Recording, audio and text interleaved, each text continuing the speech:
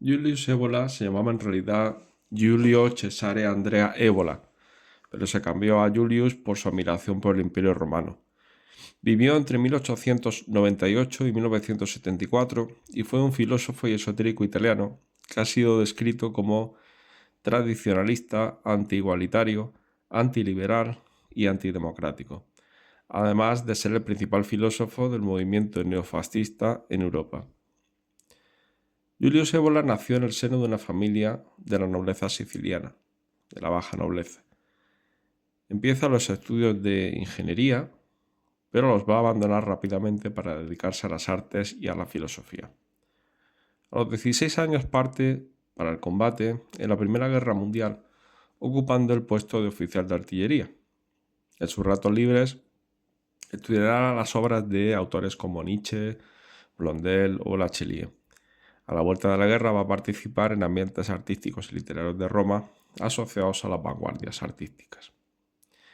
En 1934 publica la que se considera su obra maestra, su obra más importante, Revuelta contra el mundo moderno. Cabalgar el tigre va a aparecer a principios de los 60. Su amigo Adriano Romualdi dijo que Cabalgar el tigre es un breviario de aquel que tiene que vivir en un mundo que no es el suyo sin dejarse influir por él, seguro de su invulnerabilidad. Cabalgar el tigre es la imagen de aquel que para sobrevivir al tigre consigue subirse encima de él, cabalgarlo y esperar el momento preciso para atacarlo, una vez que el tigre está cansado. Es decir, y siguiendo otra imagen egoliana, cuando la corriente del río es muy fuerte, no debemos oponernos a ella, ya que podría arrastrarnos, sino que lo que tenemos que hacer es dejarnos llevar o llevar a cabo una inacción activa, el no hacer haciendo budista, estando alerta y esperando el momento oportuno. En Cabalgar el tigre, Julius Evola explora, como en otras obras como Revuelta contra el mundo moderno, el mundo de la tradición versus el mundo de la modernidad. Y el mundo de la modernidad se explica desde claves filosóficas, analizando el pensamiento de los existencialistas y nihilistas, pero también las producciones culturales y artísticas como el jazz, fenómenos sociales como el alcohol y las drogas, y también cuestiones metafísicas relacionadas con la tradición y las religiones cristianas y paganas.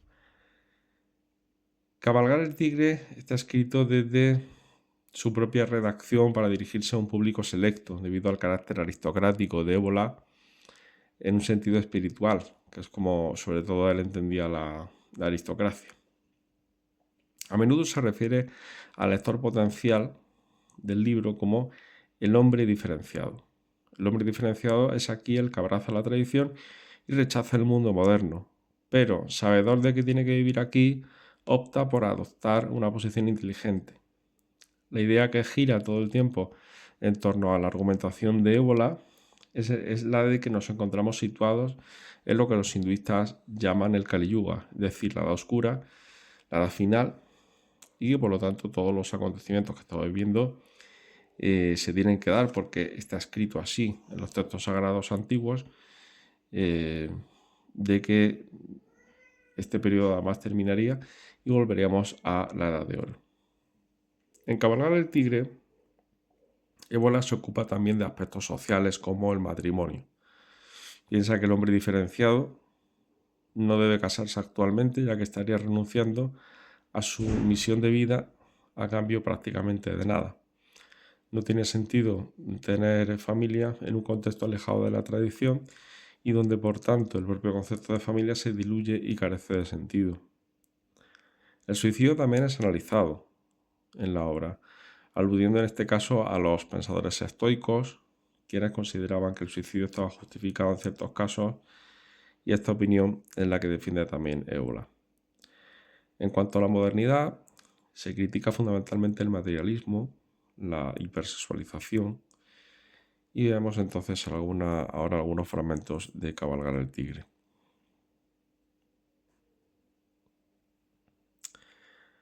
Hablando de la sociedad, por ejemplo, moderna, dice que sexo y mujer sean los motivos dominantes en la sociedad actual. Es un hecho evidente que por lo demás pertenece a la fenomenología normal de toda fase final y crepuscular de un ciclo de civilización. Allí donde el sexo se pone de relieve, es natural que la mujer, su dispensador y su objeto, domine la situación, como puede constatarse hoy en día.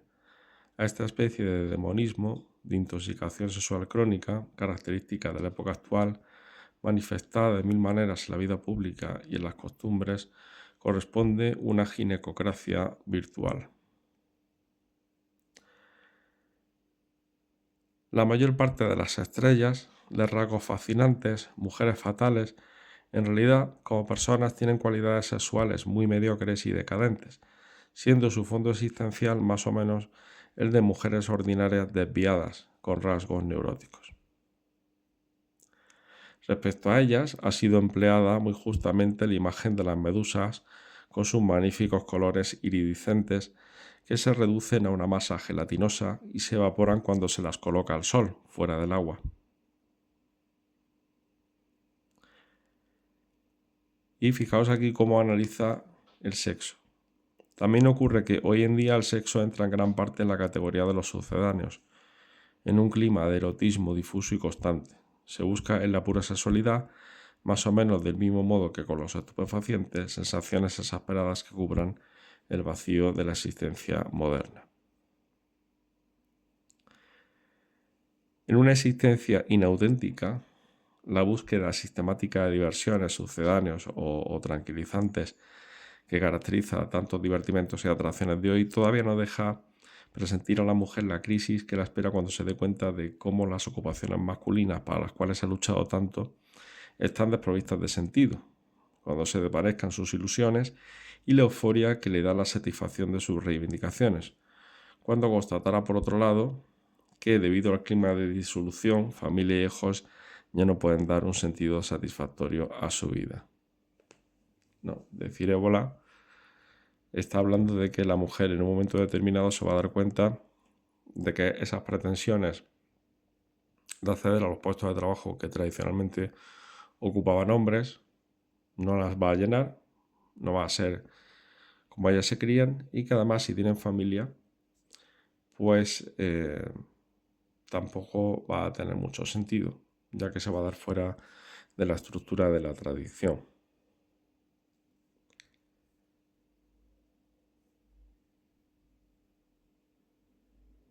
Otros fragmentos, refiriéndose a otros temas,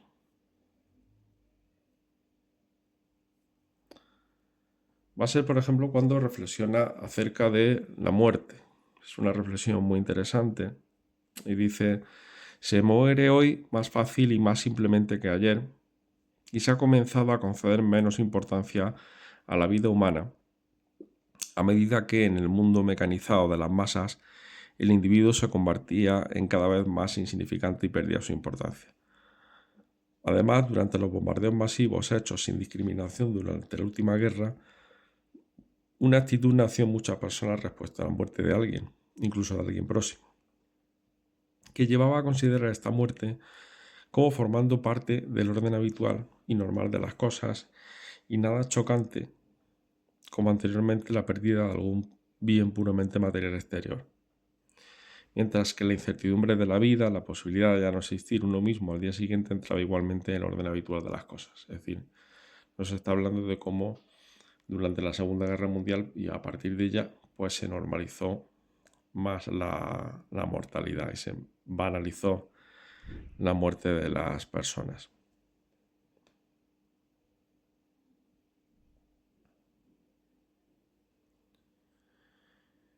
En otro orden de cuestiones, hablando más bien de cómo enfrentarse a la muerte, que es algo en lo que hace mucho énfasis siguiendo las doctrinas estoicas,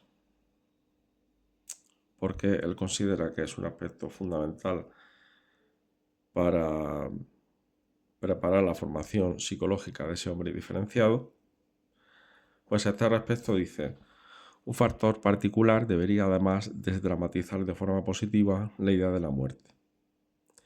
Es la de que ya hemos indicado a propósito de la doctrina tradicional de la preexistencia. Es decir, el hombre que nos interesa no puede pensar que su ser empieza con el nacimiento físico corporal y termina con la muerte. Pero no puede centrar su vida en el más allá, como lo hace la teoría religiosa de la salvación, que considera la existencia terrestre como una simple preparación estética para la muerte, ¿no? Es decir, está diciendo que el hombre diferenciado debe saber que somos preexistentes y de que por lo tanto la muerte no existe, pero al mismo tiempo tampoco debe centrar su vida pensando solamente en la vida de más allá.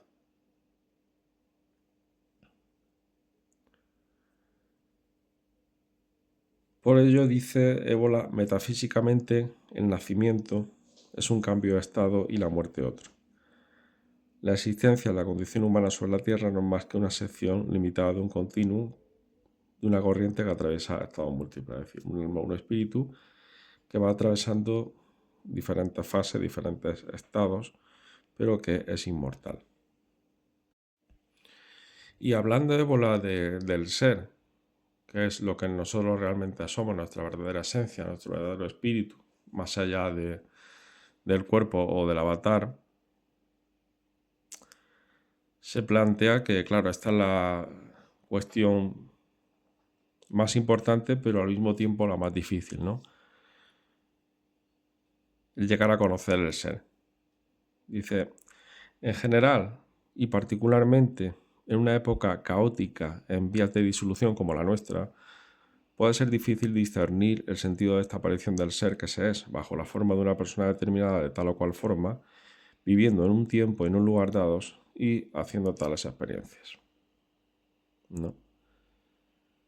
Es decir, el alma o el espíritu que ha encarnado aquí, en un momento, en una época, en una persona, vive unas experiencias y a partir de ahí tiene que averiguar cuál es su verdadero ser. Y entonces, para describir cómo ese espíritu se encuentra aquí en la Tierra, Évola lo compara con un viaje nocturno en el que pues se ven algunos destellos, algunos fogonazos, pero no se ve la imagen completa o es complicado imaginársela, ¿no? Dice, es como la sensación confusa de una región que se recorre durante un viaje nocturno, donde de tanto en tanto solamente breves fulgores esparcidos permiten ver fragmentos del paisaje que se atraviesa. Otra presencia muy importante en Cabalgar el Tigre a lo largo de casi toda la obra es el pensamiento oriental, especialmente el budismo y el hinduismo, que al autor le interesaban especialmente. La lectura de Cabalgar el Tigre no es excesivamente difícil, excepto quizá en algunos de sus pasajes y en algunos de sus capítulos en los que se trata cuestiones más técnicas o más filosóficas. Por ejemplo, cuando habla del existencialismo, pues se extiende bastante, además diferenciando diferentes tipos de existencialismo y de hecho pues aprovechando algunos elementos de algunos de estos existencialismos que le parecían correctos, pero al mismo tiempo mostrando también las incoherencias y las contradicciones internas en las que recaían estos autores. Es decir, se van a presentar muchas ideas o pensamientos que Julius Evola va a refutar.